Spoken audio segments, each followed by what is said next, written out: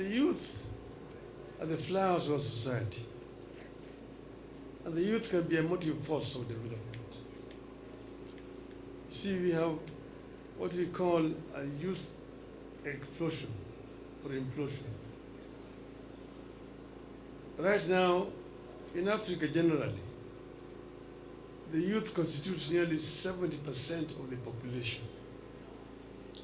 70% of the population are below the age of 35.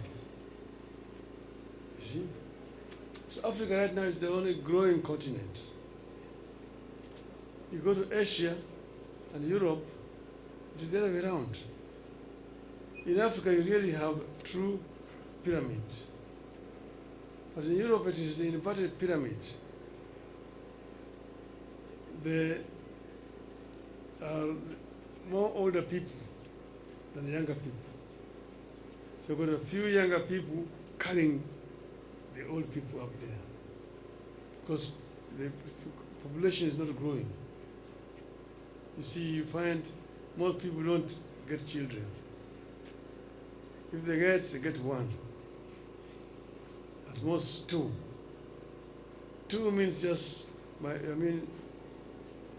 nothing. Meaning two people have been replaced by two people. One is negative. Negative one. If you get three, then that is not positive. That's when population grows. And that is not happening anymore in Europe and in America and also in Asia. So Africa is the growing continent. Yeah. Now the youth can be a blessing or a curse, depending on how you treat them. If you do not give them requisite skills, they become delinquents, drug addicts, criminals, and a drag on the society. But if you impart knowledge to them and skills, then they become a motive force for development. And that is what other countries which have grown much faster have done. You go to India today, China. That is what China did. China, when it was a closed society, spent a lot of energy, a lot of resources in imparting skills on its youth. So when they liberalized the economy, they had a highly trained and skilled workforce that was young. And they had also put up some industries which were producing primary goods, industrial goods, raw materials. So it became a very, very attractive destination for investors. That's why most of manufacturing industries in the West relocated to China. If you go to China, for example, you take automobile industry, they're all in China. Mercedes is there, BMW is there, Volvo is there, Peugeot is there, Ford is there, Toyota is there, Nissan is there, Hyundai is there, all of them are there in China. They were telling me in Germany that, it is cheaper to manufacture a Mercedes-Benz in China and ship it back to Europe than the one that is manufactured in Stuttgart. Why? Because the cost of labor is cheap in China. China has become the factory of the world today. Now this is the kind of opportunity that we have. Within that period of time, 30 years, China has developed 500 million people who have moved from poverty to middle class. So China today has got the biggest middle class in the world. And therefore China today is no longer the cheapest investment destination. It's a gap down there, which is yawning, which Africa can fill.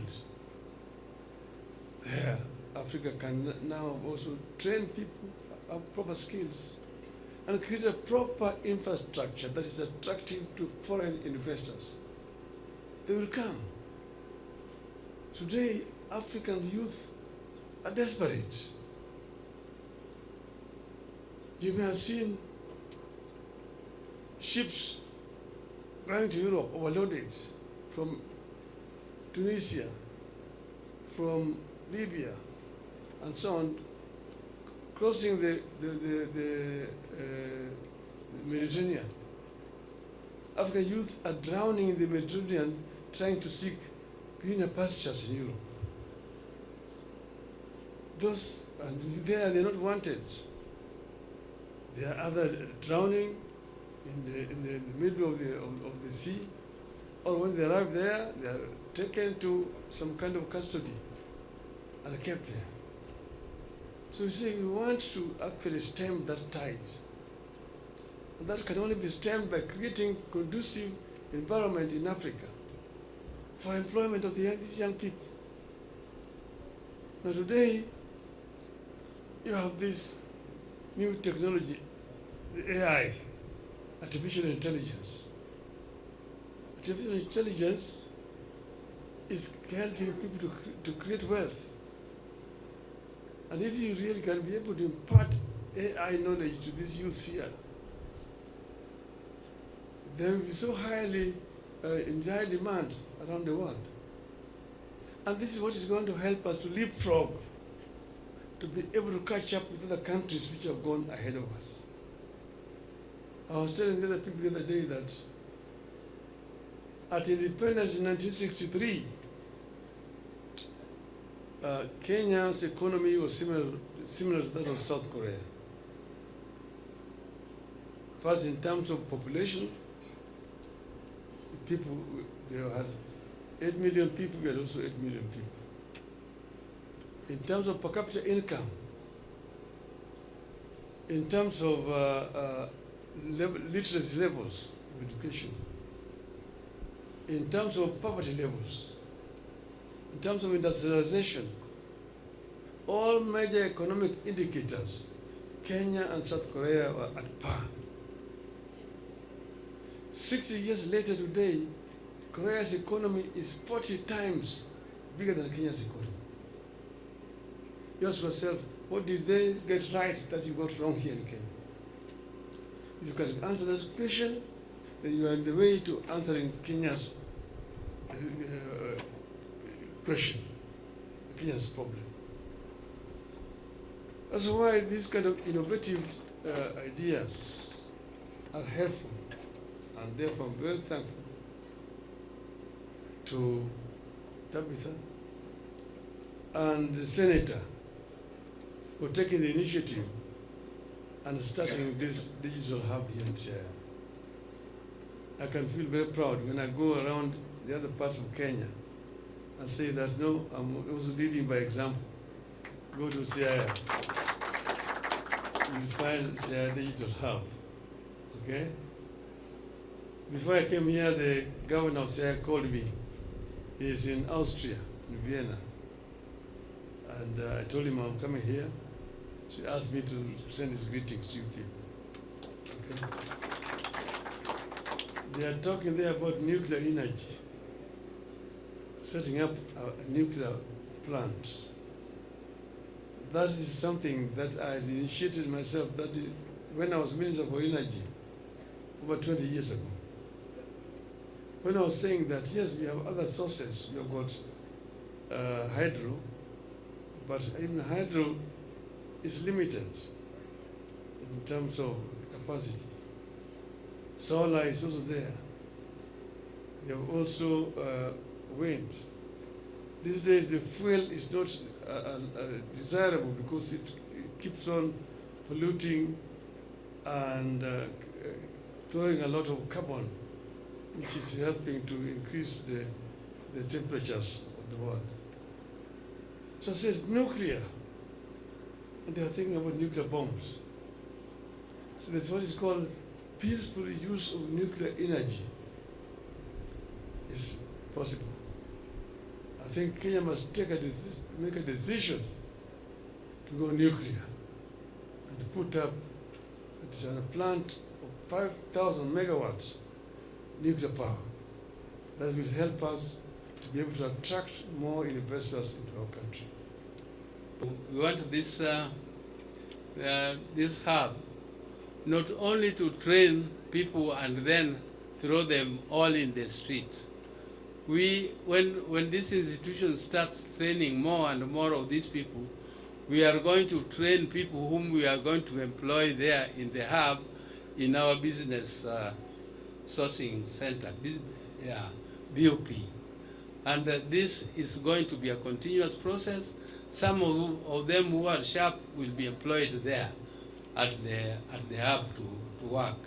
So though it is still new, but we want to push it further.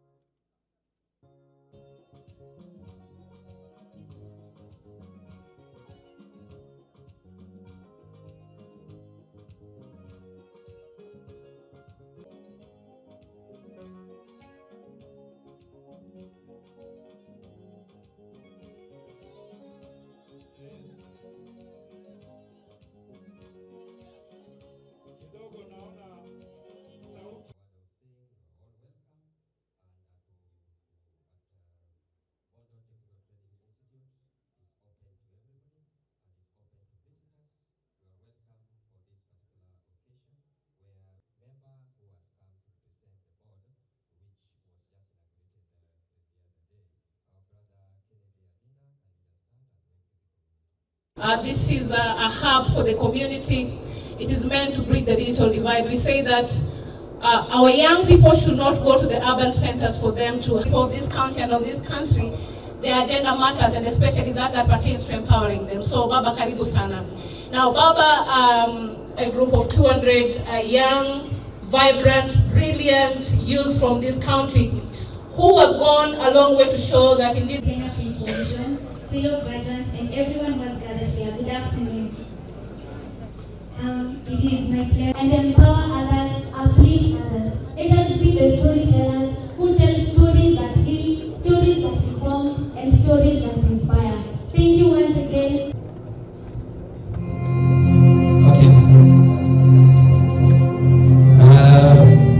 See, at the time tulikutana ili thank you so much.